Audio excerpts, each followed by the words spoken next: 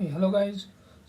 आज हम बात करने वाले हैं कि कितने मोड ऑफ रिक्रूटमेंट हैं ISRO के, so as you can join as scientist engineer SC। आप लोगों को तो पता ही होगा कि साइंटिस्ट इंजीनियर SC आप BTech MTech करने के बाद या फिर BEB बैचलर ऑफ इंजीनियरिंग, बहुत कॉलेज डिग्रीज देते हैं, तो वो करने के बाद आप ज्वाइन कर सकते हैं। बहुत लोग क्वेश्चन करते हैं कि साइंटिस्ट इंजीनियर होके कैसे घुसें, साइंटिस्ट इंजीनियर SC आप कैसे बने, what are the modes of recruitment to ISRO। For scientist engineer SC मैं अभी बात करूँगा, बहुत सारे अलग पोस्ट भी हैं, ठीक है। तो हम लोग पहले चलते हैं इंजीनियर्स के लिए।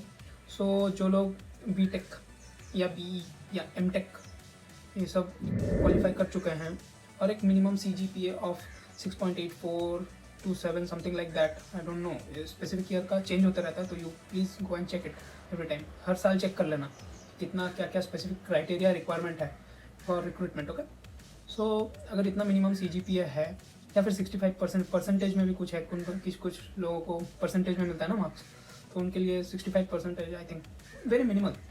तो उनके लिए ISRO एक सेंट्रलाइज्ड रिक्रूटमेंट बोर्ड है, ISRO centralised recruitment board, I think it's the name, short form में ICRB।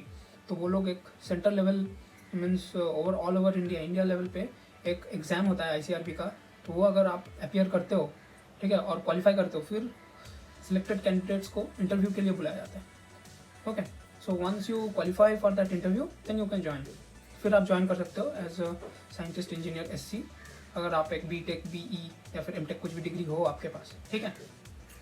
नेक्स्ट है, अगर आप PhD हो तो आप SD एज अ SD भी ज्वाइन कर सकते हो, which is 1 level higher than SC post. Okay, scientist engineers ही हैं लेकिन डेजिग्नेशन बढ़ता रहता है, प्रमोशन आफ्टर प्रमोशन। SC के बाद 4 साल बाद प्रमोशन के बाद SD बनते हैं, तो अगर आप PhD हो तो डायरेक्ट SD में भी आ सकते हो, ठीक है। This is one mod of recruitment.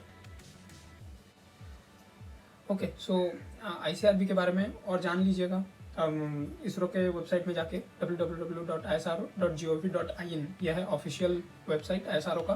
तो इसमें कैरियर्स सेक्शन में या फिर रिक्रूटमेंट सेक्शन में उनके बारे में सब लिखा रहता है और एडवर्टाइजमेंट होते रहते हैं इसके बारे में, एंड रिजल्ट्स, आंसर कीज़, ये सब मिलेंगे आपको, ठीक है। तो ये हो गया one mod of recruitment through all over India, कोई भी अपियर कर सकता है विच with all minimal criteria fulfilled of CGPA and minimum BTech या BE ये सब। Okay, next mode of recruitment आ गया, वो होता है थ्रू कैंपस रिक्रूटमेंट। ये होता है एक्चुअली, ये आपको बहुत लोगों को अजीब लगेगा, लेकिन एक्चुअली कुछ IITs NITs में जाते हैं फॉर कैंपस ड्राइव रिक्रूटमेंट।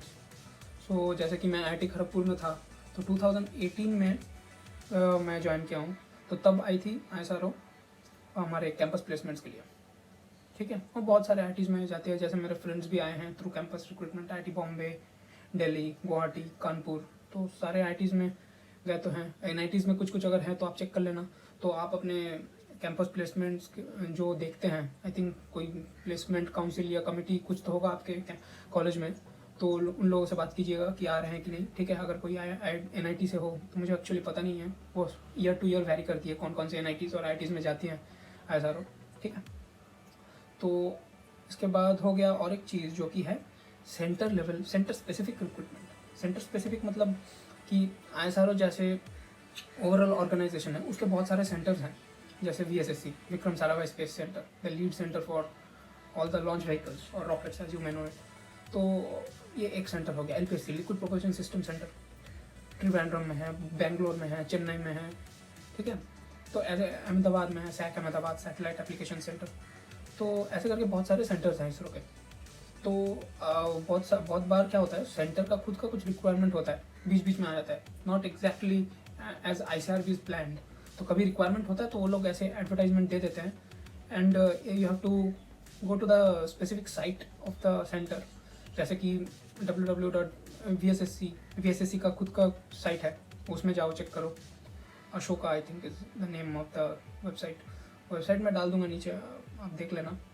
तो VSSC का वेबसाइट हो गया, LPSC का हो गया, तो वो वेबसाइट में स्पेसिफिक सेंटर का वेबसाइट में जाके उनके कैरियर्स में या रिक्रूटमेंट में जाके आप देखो कि उनका कुछ रिक्वायरमेंट है कि नहीं, एंड कौन से स्ट्रीम का रिक्वायरमेंट है। बहुत स्पेसिफिक रहता है वो सबके लिए नहीं है।